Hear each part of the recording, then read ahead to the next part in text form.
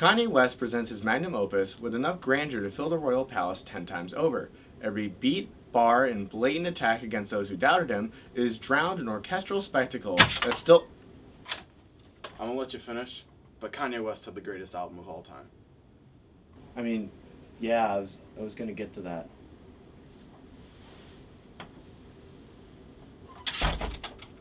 that still dazzles to this day. You know, if you haven't cried in the corner of a middle school dance while Ludacris's verse on Baby blasts from the loudspeakers, then honestly, you haven't lived.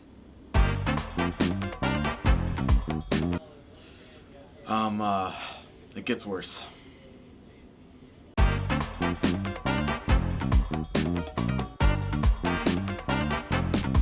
She made women be respected in pop music again. Yeah! She made little kids like themselves again. Yeah! She helped pave the way for queer culture and pop culture. Yeah! Yeah, I'm a little monster. Full Shop is a really, really interesting album. It exists in that sort of breadth of immediate online microgenres a la Bandcamp, and it's really unlike anything that's come before it.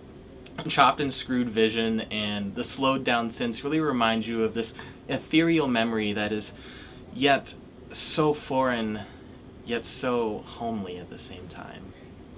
That's it. I don't know. The Bad of 2011 is LMFAO's classic party rock anthem.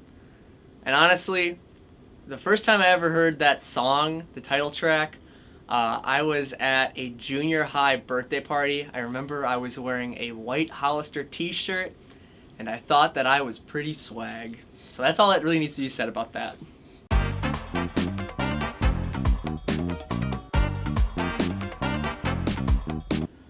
I got this shirt in 2012, right after Kendrick released Good Kid, Mad City. He was opening for Steve Aoki. Let's just take a second and think about how far we've come.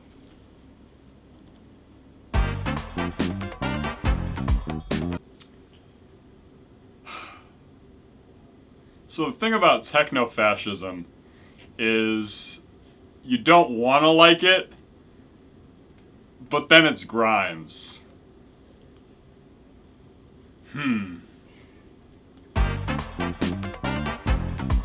Besides the undeniable greatness that is Thrift Shop, I think the only thing that people remember about MACLEMORE and really in the Heist overall is that it beat out Kendrick Lamar's Good Kid, Mad City for Best Rap Album of the Year. And to be honest, I'm fine keeping it that way. It's not that good of an album.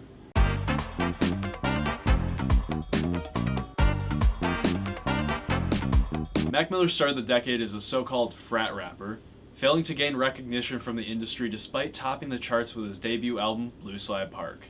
With this album, though, it all began to change. Watching Movies with the Sound Off features the era's greatest rappers and producers, as well as some of Mac's greatest lyrical content to date. Mac was truly a student of music, and release after release, he continued to show it. Sunbather is a niche album, that's for certain. But Def Heaven's beginnings mirror those of many other popular artists of the early 2010s. They got their start on Bandcamp releasing songs before Sunbather took off. And after that, well, they managed to introduce Americans to a whole new blend of shoegaze and black metal that had only seen popularity before in Europe.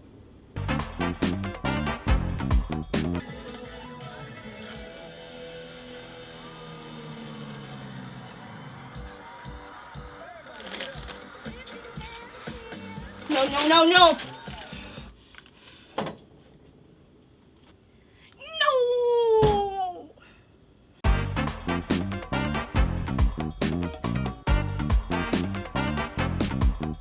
Success for my buddies, success for my friends. Success is the only thing Alex G understands. And with that, he understood something that many artists in the 2010s came to realize, which is that you can make a successful album completely by yourself in your bedroom using GarageBand. I lost my virginity when Twigs put out LP1, but I didn't have sex until years later.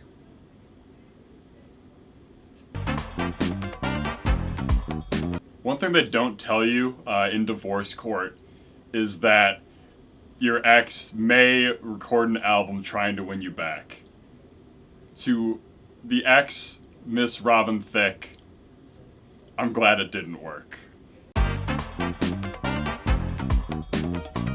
This next album was one of the greatest albums of the year and arguably the greatest hip-hop album of the decade. You already know what's coming. That's right, DS2. It's good. It's exactly what the title says. It's a 3-hour-long jazz odyssey of past, present, and future. You'll hear influences from pretty much everyone. Coltrane, Miles Davis, all those guys. And it's essentially just a who's who of who you can find in great instrumentals nowadays with Thundercat and Kamasi Washington, of course. I wish I could turn back time to before 21 Pilots entered the alt music scene. I mean, it really says a lot that the band's crowning achievement was the one time that they released a song for Suicide Squad.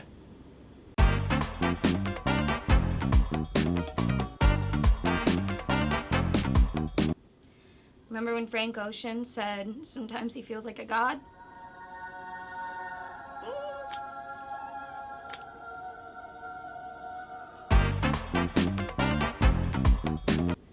I'ma fix wolves.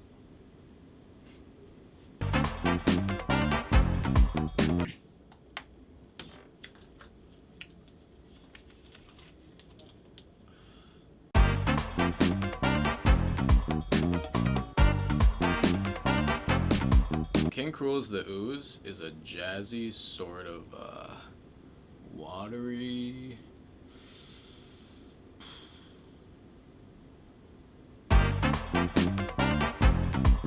Flower Boy is really Tyler's shining moment, I think, of the 2010s.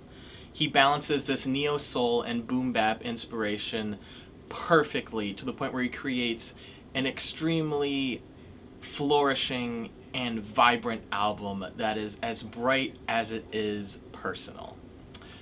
I think with Flower Boy's newfound vulnerability, when you look at the man that was on Bastard and Goblin, it's a complete 180, and really this is where Tyler's flower blooms. I worked at a summer camp for several summers in a row after 2017, and there would be times where I would open up song requests to the kids. And I remember having Imagine Dragons straight down the list. I hate kids.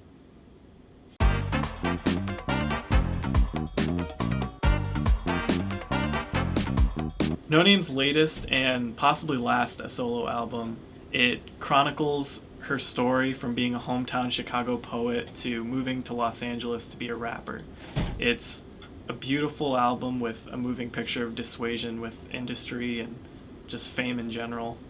Unfortunately, she doesn't make music anymore, but she started a really cool free book club and is quickly becoming a really cool activist in her own right.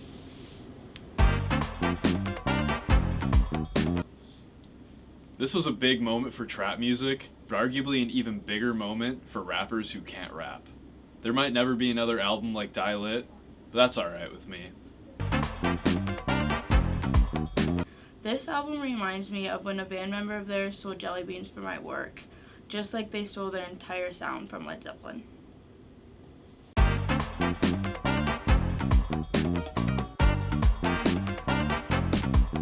2019 was a very chaotic year, and everyone dealt with it in different ways. Big Thief channeled this chaos and this energy and made one of the most beautiful, poignant, and humane albums of the decade, in a very quiet and calm manner. Other bands were not so quiet.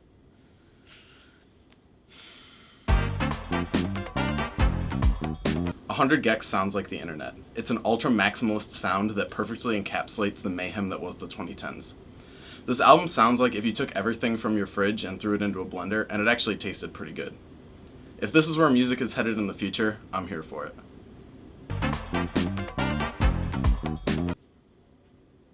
Ah! Out of my wife! Oh! Hold on. Hold on.